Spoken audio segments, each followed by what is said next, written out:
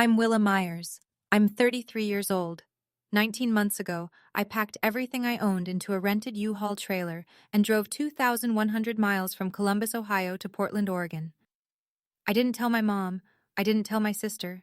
I didn't tell a single person in my family. I just left. I kept my phone number. Same one I'd had for 12 years. If anyone wanted to reach me, they could. For 19 months, not one of them called. Not on my birthday, not on Thanksgiving, not on Christmas. Not once. Until my sister showed up at my empty apartment because she needed a babysitter for the weekend. That's when my mother left 47 voicemails in 48 hours. Not one of them asked if I was safe. Every single one told me what a selfish daughter I am. I didn't call back. I mailed one package. And when they opened it, my family didn't come after me. They came after each other. Before I tell you how this started, please take a moment to like and subscribe. And drop a comment. Where are you watching from right now, and what time is it? I'd love to know. Now let me take you back to a Tuesday evening in my mother's kitchen. The night I realized I'd been invisible my entire life. I'm 14 years old. My father has been dead for 3 weeks. The house smells like casserole dishes no one asked for, and carpet cleaner that doesn't cover the sadness. My mother sits on the living room couch in the same bathrobe she wore yesterday. And the day before. My sister Kara is 10. She stands in the kitchen doorway, bottom lip quivering, stomach growling. I'm hungry, she says. I wait for Mom to move. She doesn't. She stares at the TV. It's not even turned on. Mom, Kara says again. I'm hungry. Nothing. I open the pantry. Macaroni and cheese, the boxed kind. I've never cooked anything by myself before. I read the back of the box, boil the water, stir the noodles. The cheese packet tears wrong and powder gets on my shirt. I make 2 bowls, one for Kara, one for Mom. Kara eats at the table. Mom takes hers without looking up. Finally, someone's being useful, she says. That's it. No thank you. No, are you okay? No acknowledgement that I just buried my father 3 weeks ago, and I'm standing in the kitchen at 14 years old, trying to keep this house from falling apart. I wash the pot, I wash the bowls, I wipe the counter. The sponge is old and smells like mildew. I make a mental note. Buy a new sponge. I am 14. I am adding buy a new sponge to a list in my head because no one else is going to do it. That night, standing at that sink with dishwater dripping off my hands, I become the person who holds this family together. I didn't volunteer. No one asked. It just happened. And once it starts, you don't know how to stop. Fast forward 17 years. I'm 31. I live 12 minutes from my mother's house in a 1-bedroom apartment that I pay for entirely on my own. I work as a project manager at a small construction firm in Columbus. I'm good at my job. I'm organized, reliable, detail-oriented. I have to be. Because at home, I run a second job that nobody pays me for. I open my Google Calendar on a Sunday night. It's color-coded. Blue is Mom, her doctor's appointments twice a month because she says she can't keep track. Green is Kara's kids, pick up Lily from school Tuesdays and Thursdays. Yellow is Saturday babysitting. All 3 kids, Lily, Mason, and Oliver, so Kara and her husband Drew can have their date night. Red is holidays, Thanksgiving, Christmas, Easter, every single birthday. I plan them. I cook for them. I clean up after them. I scroll through 3 months of entries. Every single one has someone else's name attached. Not one belongs to me. I had plans to meet my college friend Denise for lunch 4 times this year, canceled all 4. Twice because Kara texted at the last minute. Hey, can you grab the kids TMRW? Drew's traveling. Once because Mom had a bad day and needed me to come sit with her. Once because Oliver threw up at daycare and Kara couldn't leave work. I scroll back farther. 6 months. Same pattern. 12 months. Same. My phone buzzes. Text from Kara. Can you do Saturday and Sunday this weekend? Drew's in Detroit? I type, sure. I hit send. She doesn't reply. No thank you. No how are you? Just the assumption that I'll say yes, because I always say yes. I close the calendar. I stare at the screen. And for the first time, A thought crosses my mind that I can't unthink. When was the last time someone put my name on their calendar? March 12th, my 31st birthday. I wake up and check my phone. Nothing. I shower, get dressed, check again. Nothing. I drive to work, sit at my desk, check at lunch. Nothing. Not a text, not a voicemail, not even one of those generic Facebook posts. But then again, I deactivated Facebook 2 months ago, and nobody noticed that either. After work, I stop at the bakery on East Main. I buy a single red velvet cupcake. I sit in my car in the parking lot and eat it alone. The frosting is good. The moment is not. At 7:15 my phone rings. Mom. My chest lifts for half a second. Maybe she remembered. Maybe today is the day she surprises me. Willa, I need you to run to CVS. My prescription's ready and they close at 8. I grip the steering wheel. It's my birthday today, Mom. A pause. Short. Not uncomfortable for her. Just empty. Oh, happy birthday. Did you pick up the prescription?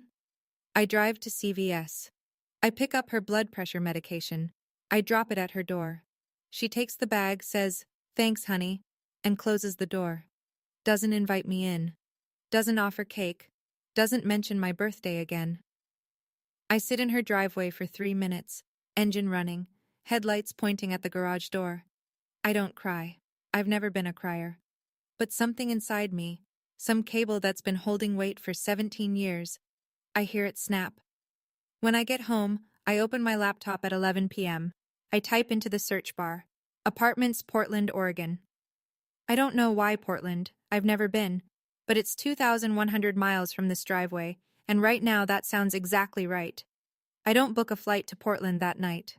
I'm not impulsive. I'm a project manager. I plan. But first, I run an experiment. Starting the next morning, I change one thing. Instead of waiting for people to need me, I reach out first.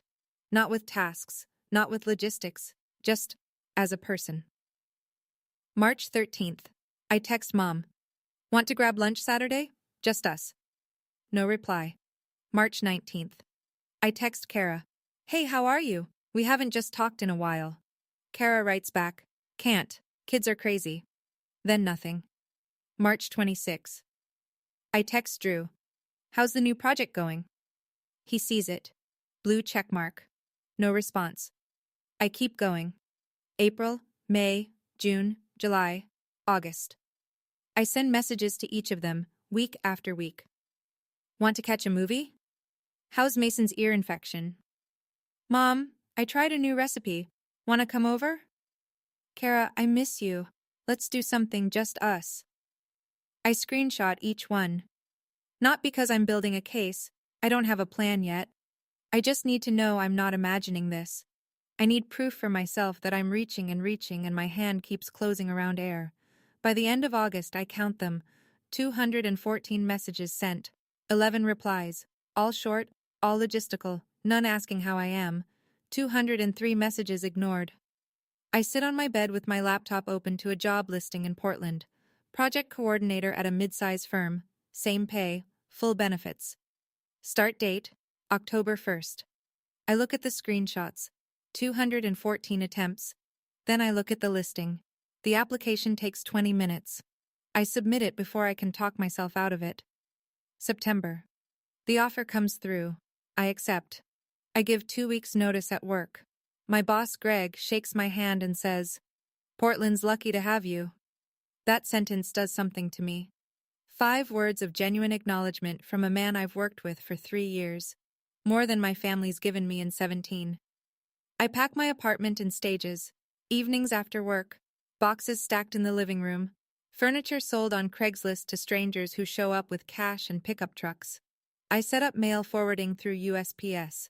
Deactivate my Facebook account, the one nobody interacted with anyway. One thing I don't do, I don't change my phone number. Same number I've had for 12 years. If anyone in my family wants to reach me, they can. The line works.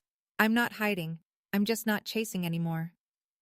The last night in Columbus, I drive past Mom's house, lights on in the living room. I can see the TV glow through the curtains. I could stop. Knock on the door. Say goodbye. I keep driving. September 28th. I hook the U-Haul trailer to my car and pull onto I-70 West. Indiana, Iowa, Nebraska, Wyoming, Idaho.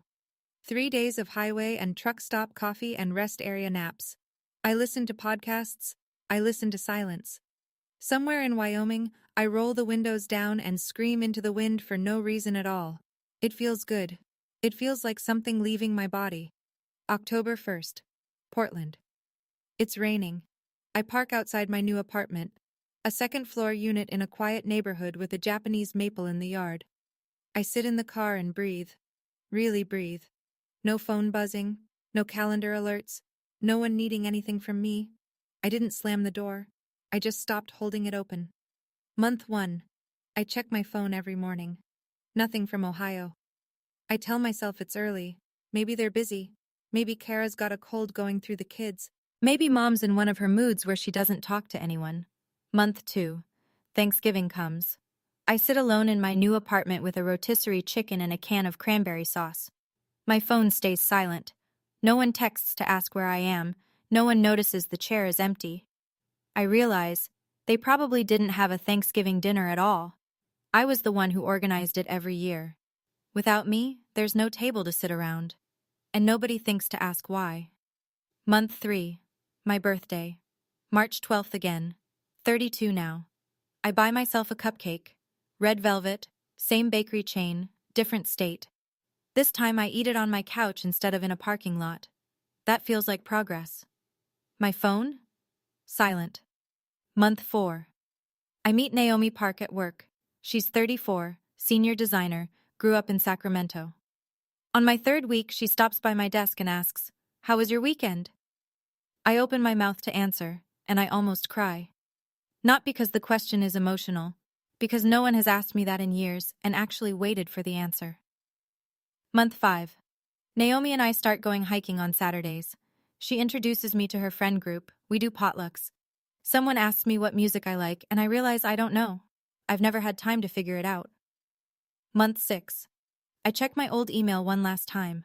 One unread message from Kara, sent 3 weeks ago.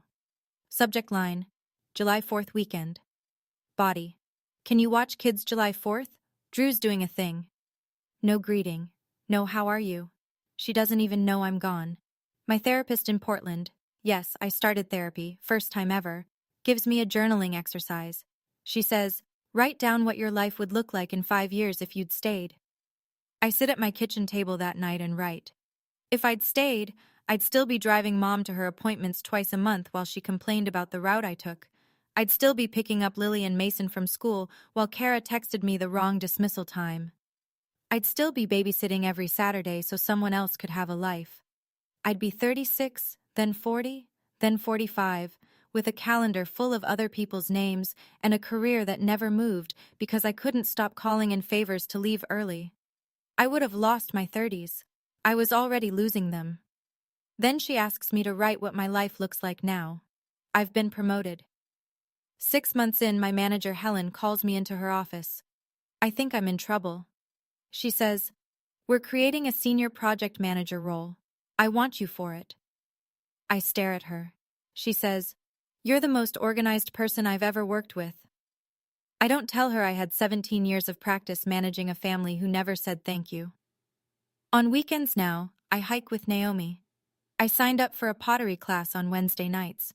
I cook dinner for myself.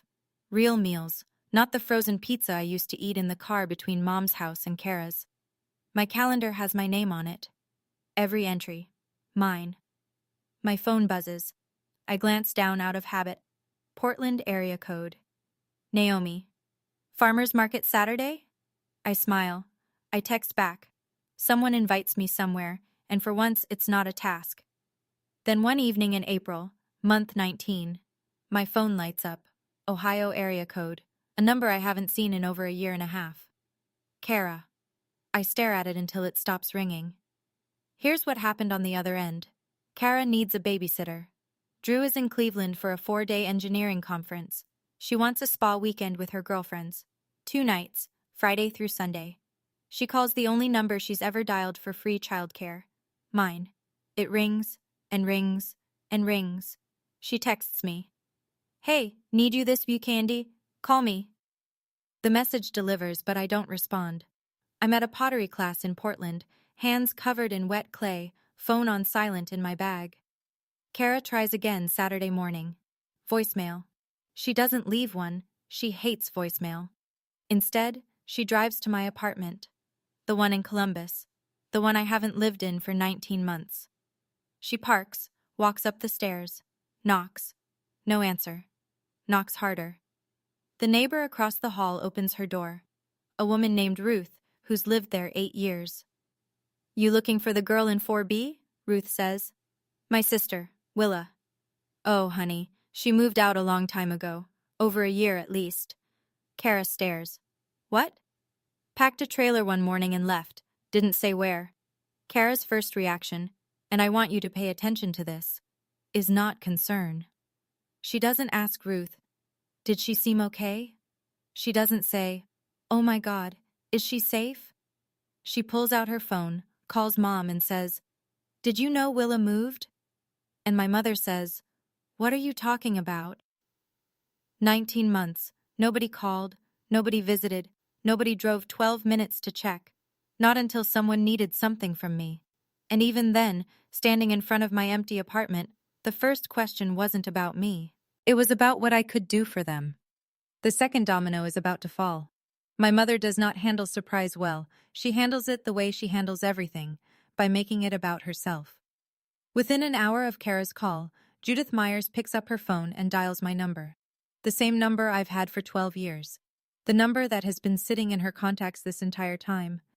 It rings. I see Mom on the screen. I'm on my couch in Portland reading a book. I watch it ring. I don't pick up. She calls again, and again, and then the voicemails start. Number 1. Willa, where are you? Call me back immediately. Number 7. How dare you leave without telling your mother? Number 15. You are the most selfish person I have ever raised. Number 23. Your father would be ashamed of you. Number 34. I'm telling everyone what kind of daughter you really are. Number 41. After everything I sacrificed for you. Number 47. If you don't call me back, you are dead to this family. 47 voicemails between Friday night and Sunday evening. I listen to every single one. I take notes. Not for anyone else, just for me. I write down what she says, message by message, and I notice something. Not one voicemail asks, are you safe? Not one says, are you okay? Not one single message out of 47 contains the words, I'm worried about you. Every message is about her. What I did to her. What I owe her. How I've embarrassed her. How dare I? I set the phone down. I look at my notes. 47 messages. Zero concern.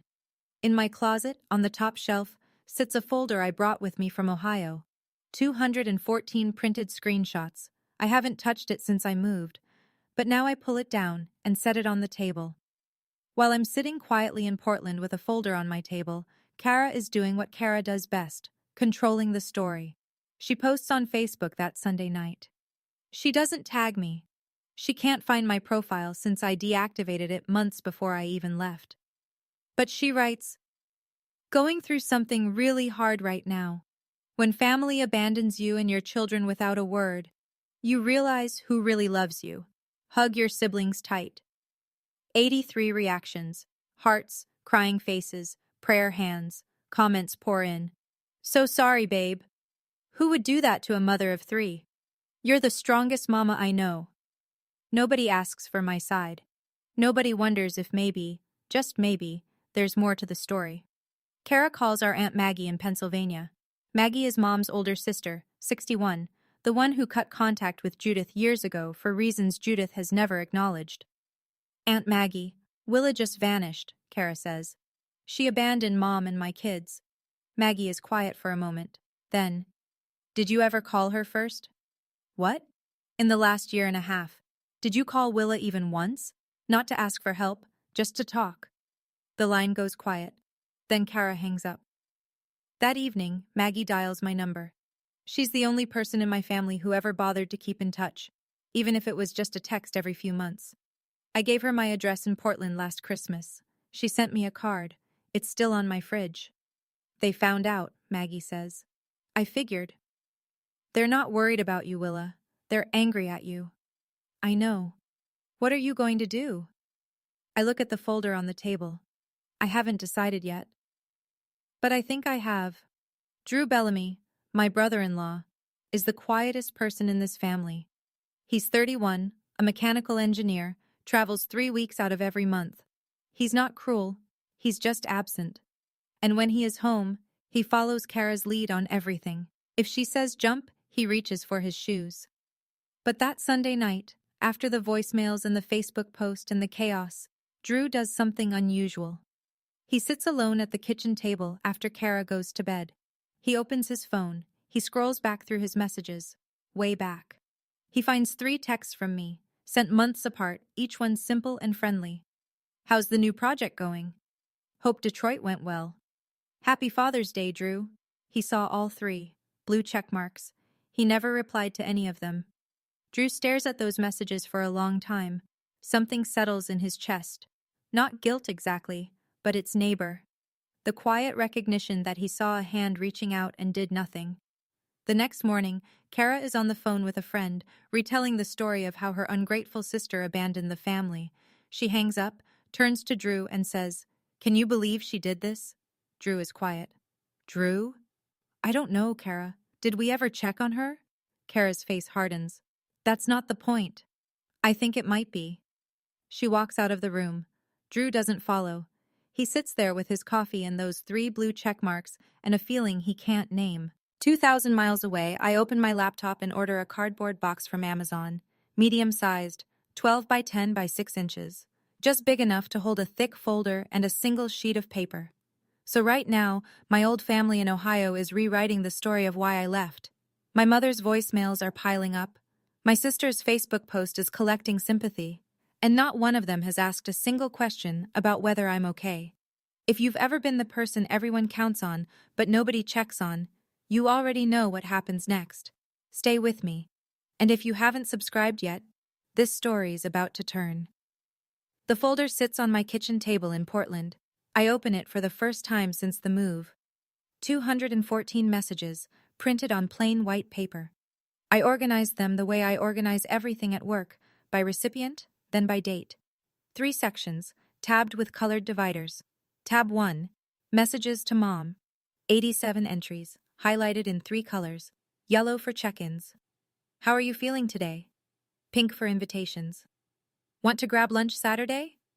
Blue for important messages. Mom, I made your pot roast recipe. Wish you were here to try it. Next to each one, a small notation in my handwriting. No reply. Seen, no reply. Read receipt, no response. Tab 2, Messages to Kara. 94 entries, same color system. How's Mason's ear infection? Want to take the kids apple picking? I miss you. Let's do something just us. 94 attempts, 88 ignored. Tab 3, Messages to Drew. 33 entries, brief and friendly, all seen, all unanswered. At the bottom of each section, a simple summary. Total sent, total replied, response rate.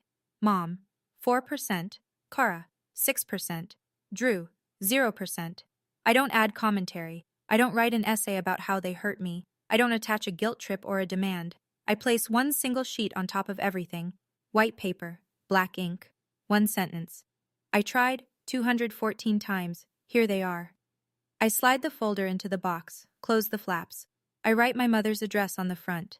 No return name, just a Portland, Oregon return address. I tape it shut. Then I set it on the shelf by the door. I'm not sending it yet. There's a reason I'm waiting.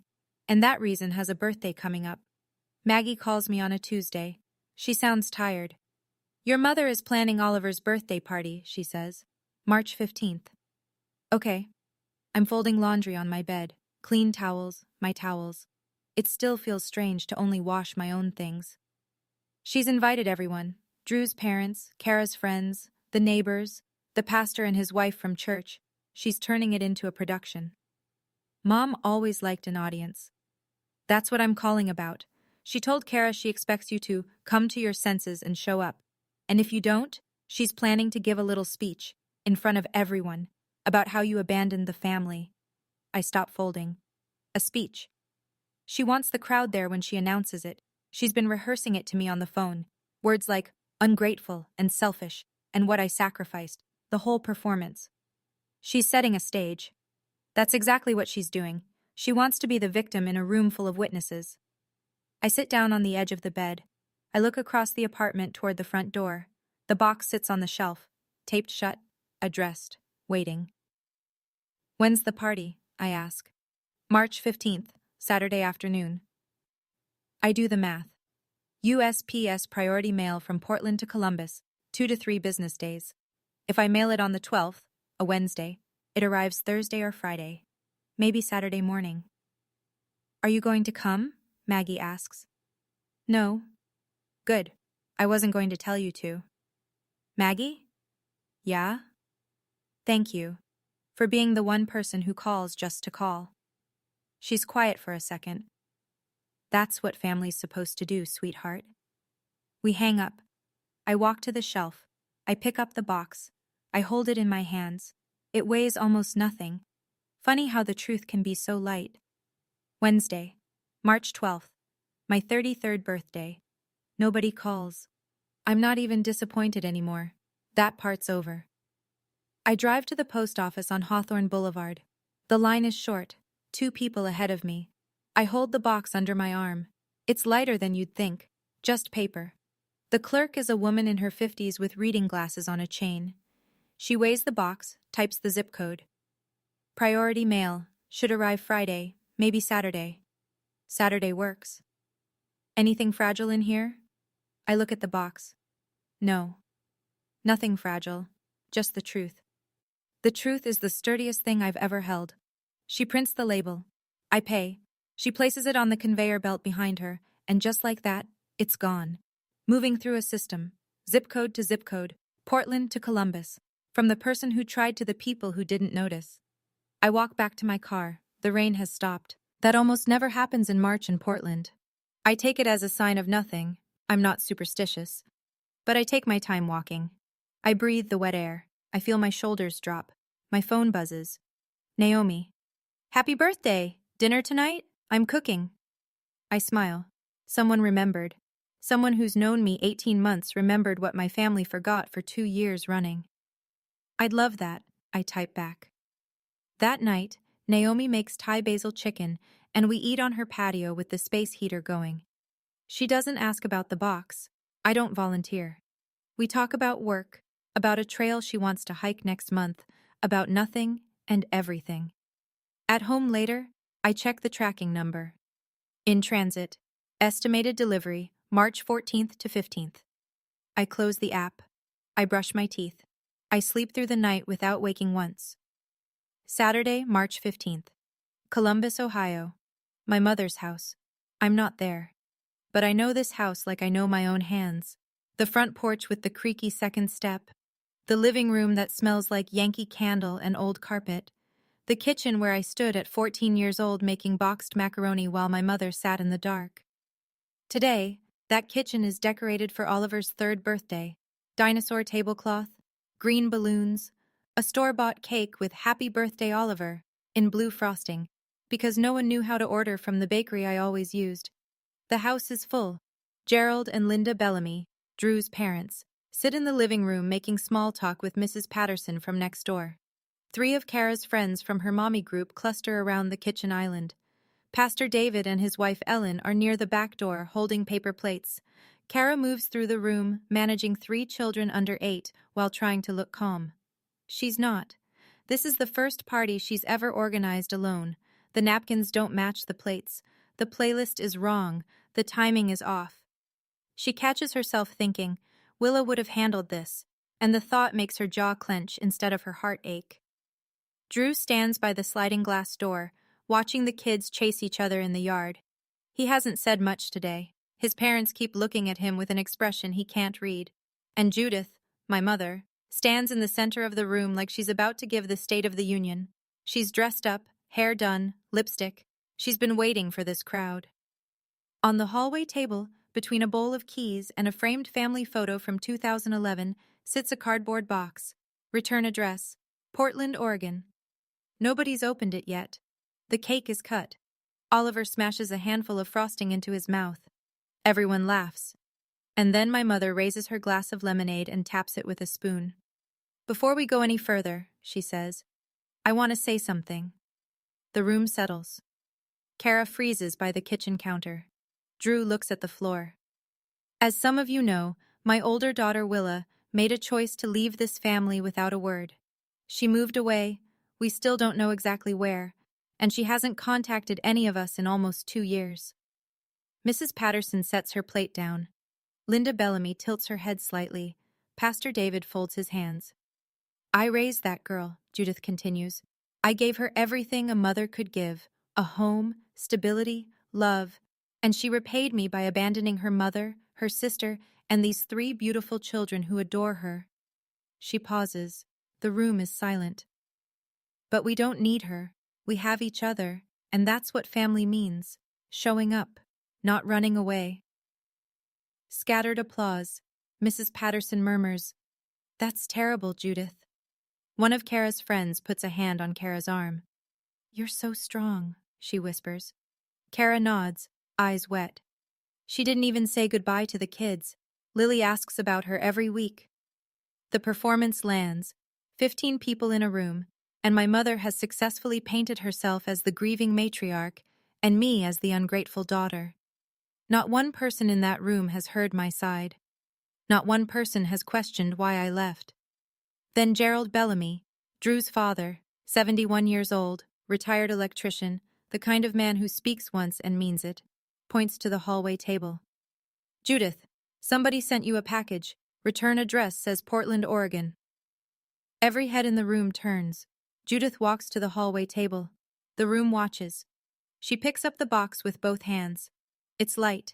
She turns it over. No name on the return, just a Portland address. It's from her, Kara says quietly. Judith carries it back to the dining table. She slides her thumbnail under the packing tape, pulls the flaps open. Inside, a folder. Thick. Neatly organized with 3 colored divider tabs. On top of everything, a single white sheet of paper. Judith picks it up and reads it aloud. Maybe out of instinct? Maybe because she still has an audience and doesn't know what she's holding. I tried. 214 times. Here they are.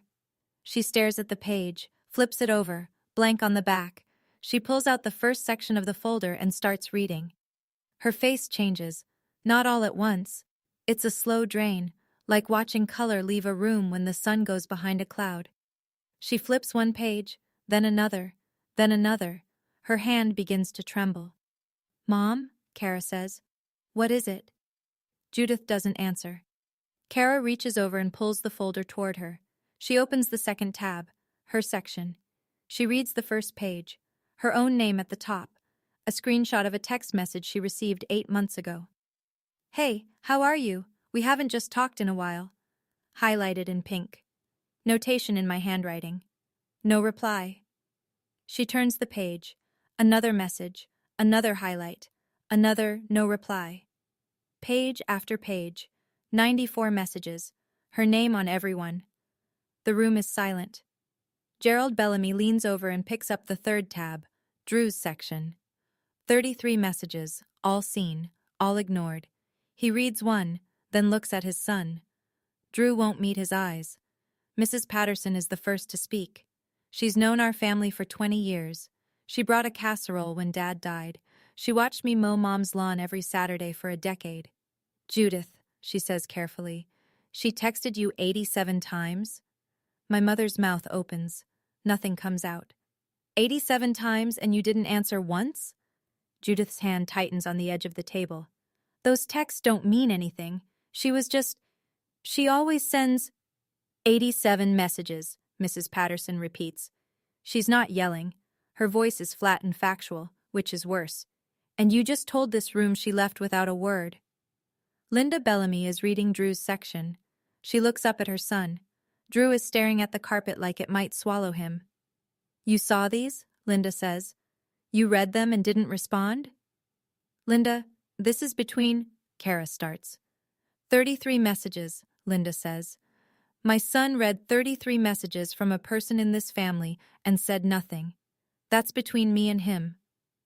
Pastor David whispers something to his wife Ellen. She nods. They stand up. We should go, he says gently. Thank you for the party. They leave their plates on the counter and walk out. One of Kara's friends picks up her purse. Then another. The room is emptying, not in a rush, but in that slow, deliberate way people leave when they don't want to be part of what comes next. Kara's face is red. This is what she does, she says to the room. She manipulates. She planned this. But the room isn't listening anymore. The folder sits open on the table. Pages fanned out. Dates, highlights, notations, 214 messages, in my handwriting, with timestamps. There's no version of this story where I'm the villain. Not anymore. The guests are gone. Oliver is asleep on the couch with frosting still on his chin. Lily and Mason are in the backyard, oblivious. The adults remain: Judith, Kara, Drew, Gerald, and Linda Bellamy. Nobody sits down. The folder lies open in the center of the dining table like a wound. Judith speaks first. She points at Kara. You were her sister. You lived 10 minutes away. How did you not know? Kara's eyes go wide.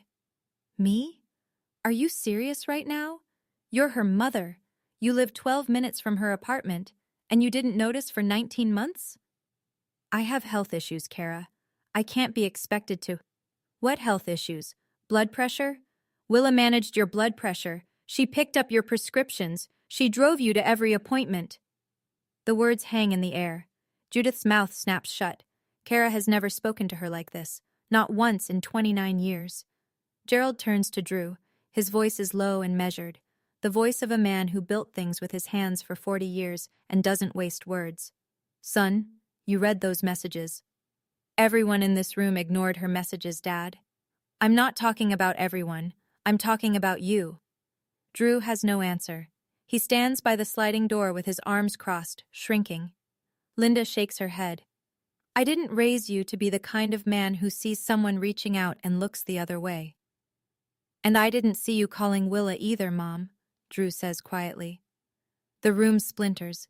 Judith blames Kara. Kara blames Judith. Gerald blames Drew. Drew blames everyone. Linda turns on Gerald for being too hard on their son. The finger-pointing moves in circles.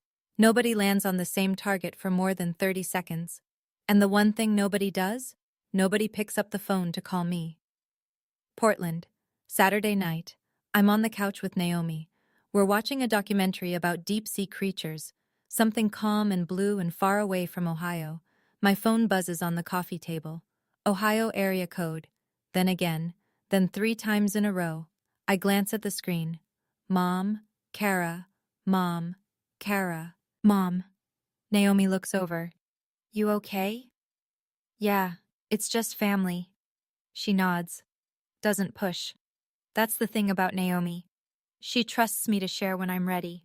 She doesn't pry. She doesn't demand. She just sits next to me and passes the popcorn. I put the phone face down. We watch a squid pulse through black water.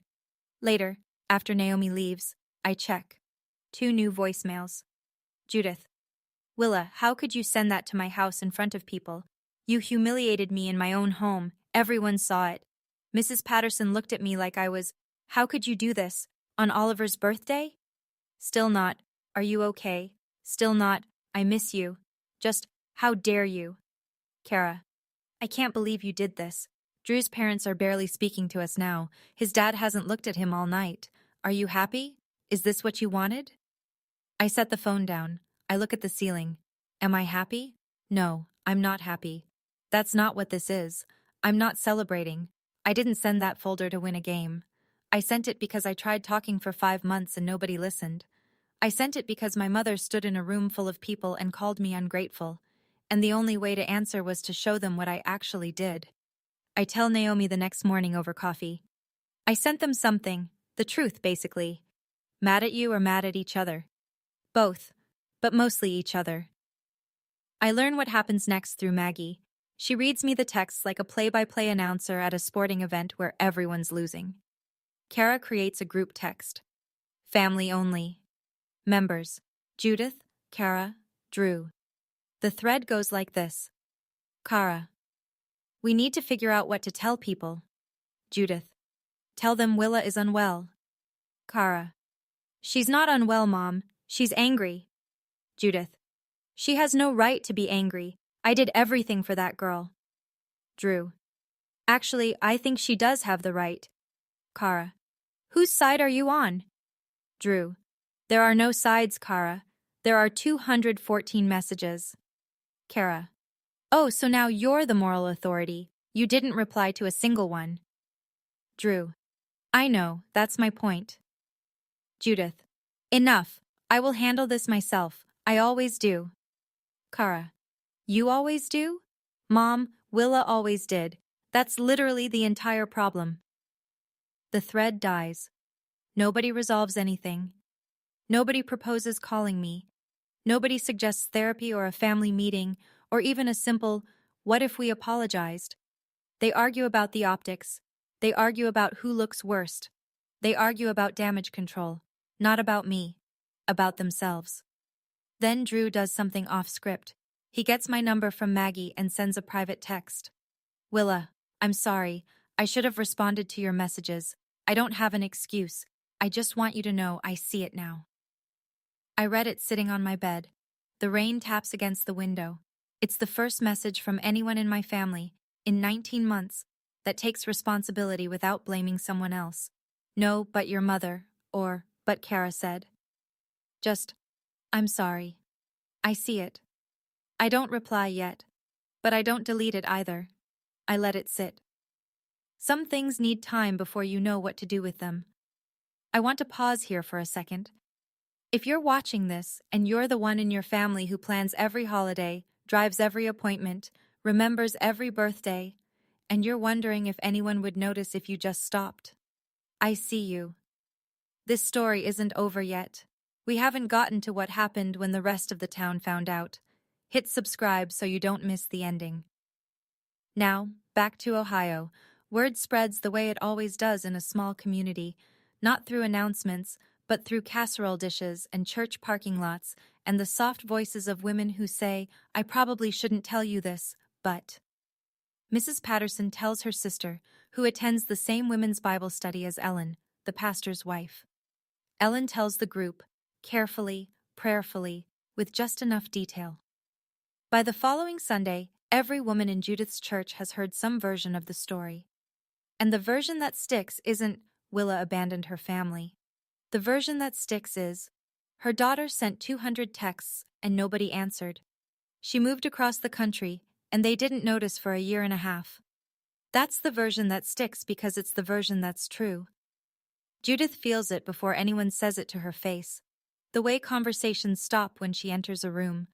The way Mrs. Patterson waves from across the yard but doesn't walk over. The way the women's ministry coordinator calls to say they're reorganizing leadership this quarter, and Judith's role is on hold. Nobody confronts her. Nobody has to.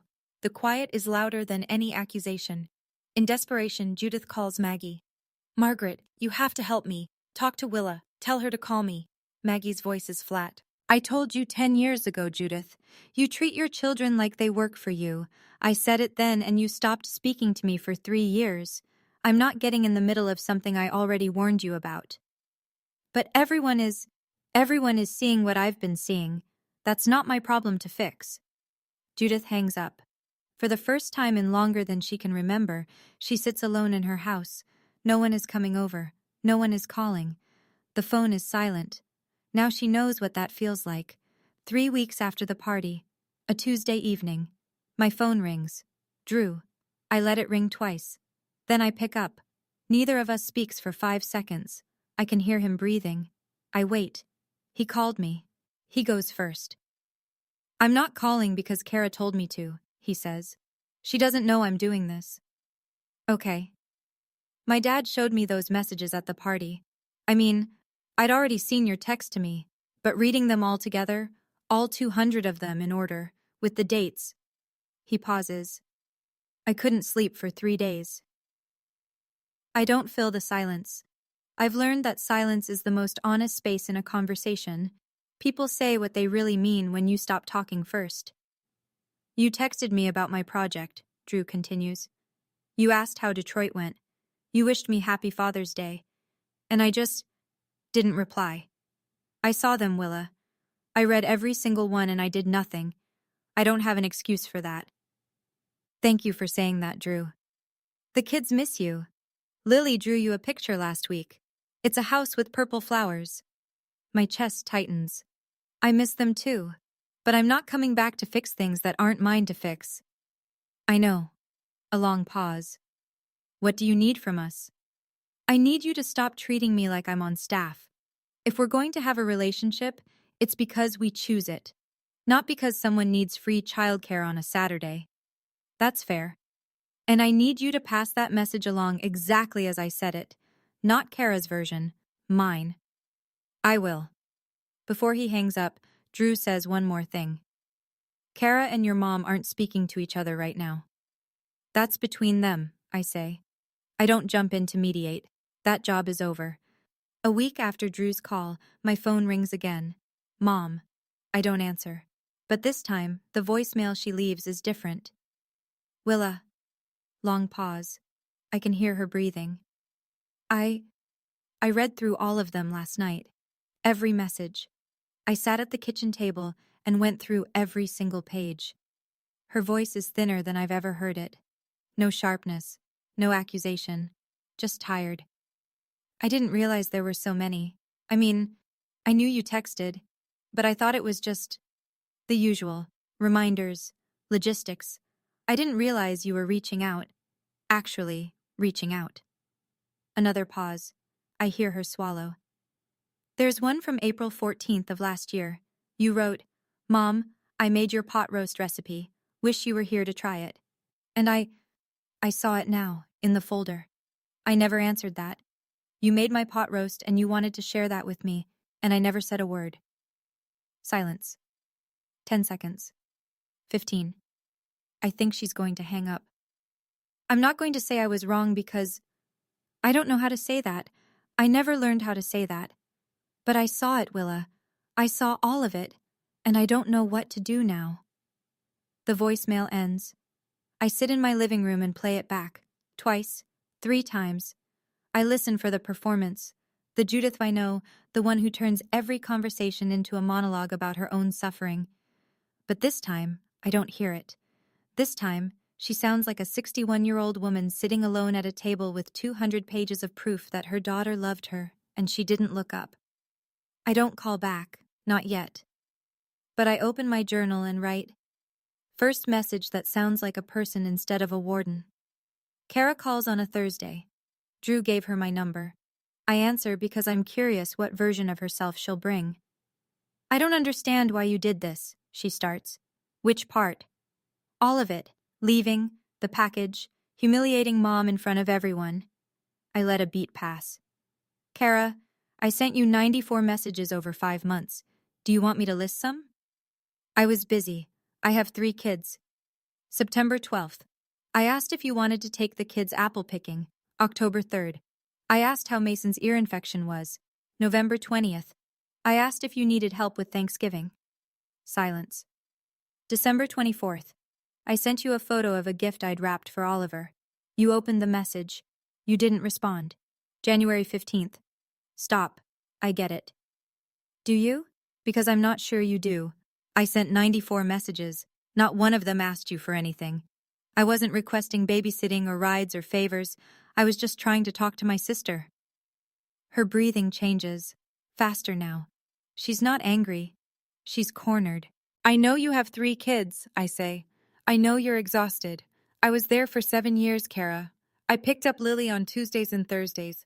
I watched all 3 of them every Saturday. I planned every birthday. I held Oliver when he had colic so you could sleep.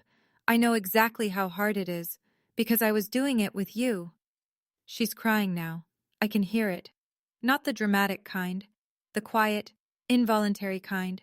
The kind that comes when you hear something you can't argue with. I love your kids, I say. But I am not your backup plan anymore.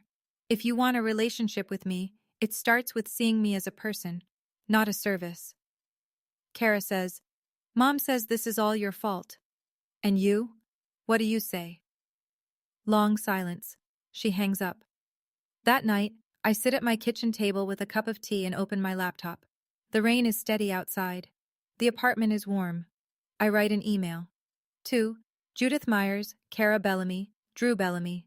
Subject, where I stand. I write it the same way I write a project brief at work. Clear, structured, no emotion bleeding through the margins. 5 points. No more, no less. 1. I am safe. I am well. I live in Portland, Oregon. 2. I left because no one in this family saw me as a person. I was a function, a babysitter, a driver, a planner, a mediator. When the function stopped, no one noticed the person was gone. That told me everything I needed to know. 3. I am open to rebuilding relationships, but not the old ones, not on the old terms. 4. My conditions are simple. No guilt tripping, no voicemails about what I owe, no using the children as leverage, no social media posts about me. If any of these are violated, I will extend no contact indefinitely. 5. I love you. That's why I tried 214 times before I left. But love without respect isn't love. It's a job. And I quit. I read it over once. I don't soften it. I don't add a, but I hope you understand. Or, I'm sorry if this hurts. I've spent 33 years cushioning every word to make other people comfortable. This email is for me. I hit send, close the laptop, put on my coat, and go for a walk in the rain. 2 hours later, Maggie tells me what happens. Judith reads the email, forwards it to Cara with one line. Who does she think she is? Cara reads it. For the first time in her life, she doesn't respond to Judith. She doesn't take Mom's side. She doesn't forward it. She just closes her phone and sits in the dark. My mother used to sit in the front pew at Grace Lutheran. She led the Thursday prayer group. She organized the annual potluck. She was Judith Myers, the woman whose faith held her family together after her husband passed. Now she sits in the back row. Not because anyone asked her to move, because she can feel the air change when she walks in. The women's ministry coordinator, Barbara, calls to say they're restructuring, and Judith's leadership role is under review.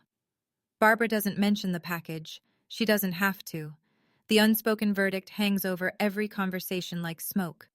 Mrs. Patterson, 20 years of friendship, countless cups of coffee across the backyard fence, now waves from a distance. Quick wave, no eye contact, no invitations to come over. The hardest part for Judith, though, isn't the church or the neighbors. It's the practical things. Without me, she has to drive herself to Dr. Pham's office for blood pressure monitoring. She has to remember which pharmacy has her prescription. She has to schedule her own appointments, keep her own calendar, cook her own meals. She calls Cara. Can you take me to the doctor Tuesday? Cara. I have 3 kids, Mom. I can't just drop everything. The sentence lands like a slap, because Cara has just said to her mother exactly what nobody ever said to me. I can't. I'm busy. Figure it out yourself. Judith calls Maggie one more time, late at night. Everyone's looking at me like I'm some kind of monster. Maggie pauses. Then, they're not looking at you like a monster, Judith. They're just looking at you for the first time. Judith hangs up. She sits in her living room. The TV isn't on. The house is quiet. Nobody is coming. Welcome to my world, Mom. The package doesn't just crack open my mother's world. It fractures Cara's too, in ways she didn't see coming. Drew starts saying things out loud, things he'd swallowed for years. One night after the kids are in bed, he sits at the kitchen counter and says, You used your sister, Cara. We both did. Don't lecture me. I'm not lecturing.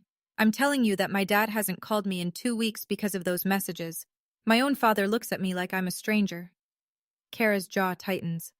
So now it's my fault your dad's upset? It's our fault that Willa left, both of ours. Cara walks out. She doesn't have a rebuttal. She has a reflex. Leave the room before the truth catches up. But the truth is already in the room. It's been in the room since the folder opened. At her mommy group the following week, one of the women, Jessica, the one who always brought the good wine, says casually over the snack table, Is it true your sister sent 200 texts and nobody answered? Cara freezes. It's complicated.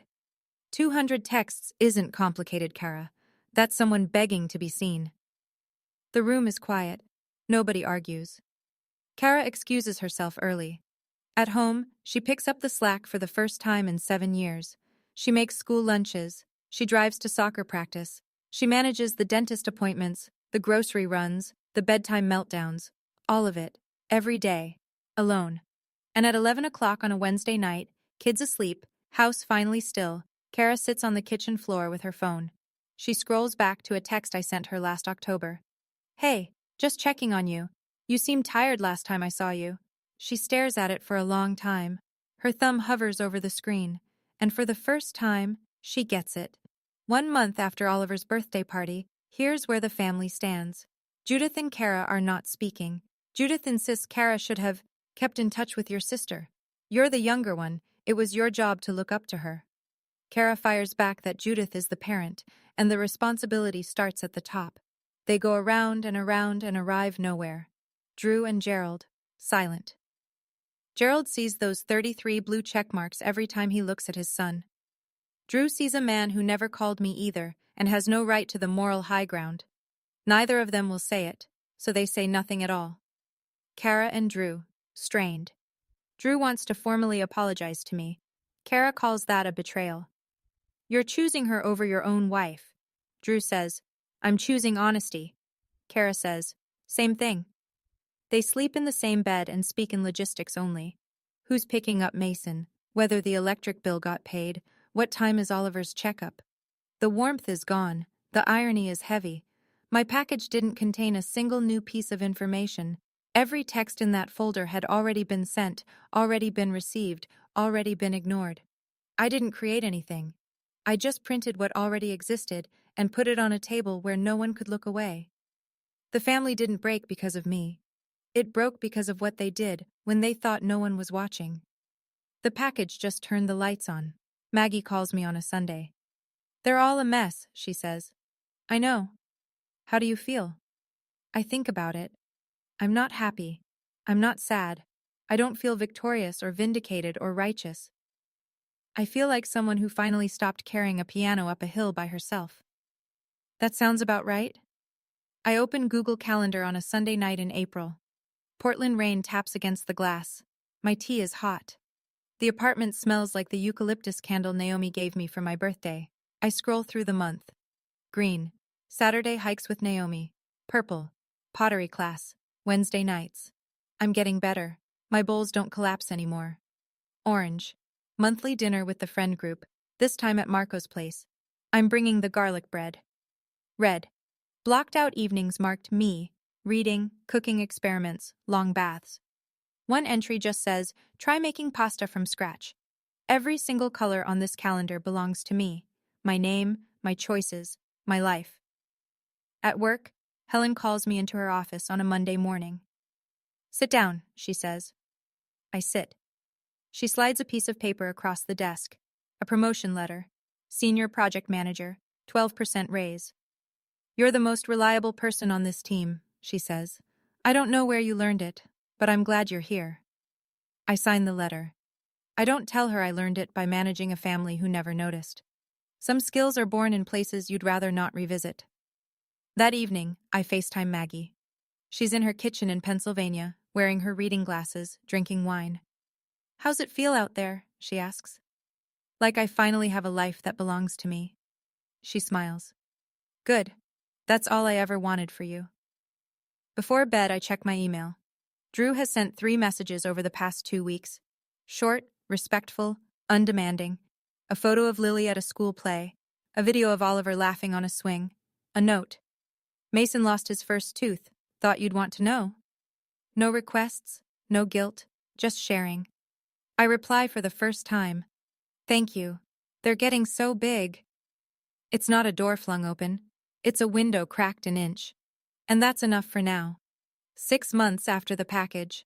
September. Portland. The rain is back. I don't mind. I've made peace with rain the way I've made peace with a lot of things. Here's where everyone stands. Judith. She started seeing a therapist. Not because she wanted to. Because Pastor David suggested it gently, and she respects him enough to listen. She sent me one email. Short. No guilt. No demands. I'm working on myself. That's all I can say right now. I read it twice. I don't respond. I'm not ready, but I save it. Kara. We haven't spoken since the phone call where she hung up on me. But through Drew, I hear things. She hired a babysitter. Actually pays someone now to watch the kids twice a week. She drives herself to the grocery store. She manages her own calendar. Drew says it's the hardest thing Kara's ever done. I believe him. It's hard to learn at 29 what you should have been doing all along. Drew. He's become the quiet bridge. He sends me photos of the kids every week or two. No expectations. No, when are you coming home? Just moments. Lily's art project. Mason riding a bike. Oliver in a Halloween costume. Judith and Kara, talking again, but barely. They see each other at Oliver's preschool pickup sometimes. Short conversations. Stiff. The easy dynamic is gone. The one where Judith commanded and Kara obeyed, and I held everything in between. Without the middle piece, they don't know how to talk to each other. As for me, I'm not going back to Ohio. I don't have a plan to go back. But I haven't closed the door. I've just taken the key off the hook and put it in a drawer. If the right moment comes, I'll know. Some things heal, some things don't. I'm learning to be okay with both. A Thursday evening in October. I'm standing in my kitchen in Portland, and the apartment smells like home. Or what home should have smelled like. Pot roast, Mom's recipe. The one she got from her mother, handwritten on an index card with a coffee stain in the corner. I took a photo of that card years ago, kept it in my phone. Carrots, onion, thyme, a splash of red wine, low and slow for 4 hours. Naomi comes over for dinner. She walks in and stops in the doorway. Oh my God, that smells incredible. Where'd you learn this? My mom. I say it simply, no edge, no irony. She taught you well. She doesn't know I still make it. Naomi doesn't push. She opens the wine she brought and sets the table. 2 place settings, 2 glasses, 2 cloth napkins she found at a thrift store last month. We sit down. We eat. She says, "This is the best thing I've ever tasted." And she means it. After dinner, I wash the dishes. I stand at the sink, hands in warm water, and for a second I'm 14 again. Same posture, same motion. But everything else is different. The house is mine. The meal was my choice. And when I turn around, there's someone sitting at the table who says, "Thank you." 2 words I waited 17 years to hear. Later, in bed, I open my phone. I type a text to my mother. "I made your pot roast tonight. It turned out good." I stare at it. 10 seconds. 15. My thumb hovers over send. I press it. 3 minutes later, a reply. "I'm glad, sweetheart." 2 words. No guilt. No lecture. No, "When are you coming home?" Just warmth. Small, imperfect, uncertain warmth. Maybe that's where it starts. Maybe that's where it stays. Either way, I'm okay tonight. I didn't leave my family to punish them. I need you to know that. I left because I needed to find out if I existed outside of what I did for them. I needed to know, would anyone notice if I stopped showing up? Would anyone call? Would anyone check? The answer took 19 months. Not one phone call, not one birthday text, not one knock on the door 12 minutes away. That was my answer. And it hurt. I won't pretend it didn't. But it was clear. And I'd rather have a clear answer that hurts than a comfortable lie that keeps me trapped. The package wasn't revenge. I didn't write a single angry word. I didn't add commentary. I didn't say, "Look what you did to me." I just printed what I'd already said, 214 messages they'd already received, and sent it back. A mirror. That's all it was. And when they looked into it, they didn't see a villain. They saw themselves.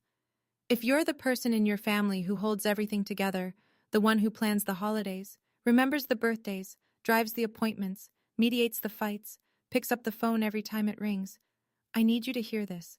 Your value is not measured by how useful you are. You are not a function. You are not a service. You are a person. And if the people around you can't tell the difference, that's not your problem to solve. Set your boundaries. Even if they call you selfish. Especially if they call you selfish. Because the people who call you selfish for having needs are the ones who benefited most from you having none. I'm Willa Myers. I'm 33 years old. I live in Portland, Oregon. And for the first time in my life, if I disappeared, somebody would notice. That's my story. If it hit close to home, drop a comment. Tell me, are you the Willa in your family? Or did this story make you realize you might have a Willa you've been overlooking? Either way, I'd love to hear from you. If you're new here, subscribe and check the description below for more stories like this one. And remember, your silence doesn't mean you're okay. Sometimes it just means nobody asked. Thank you for listening.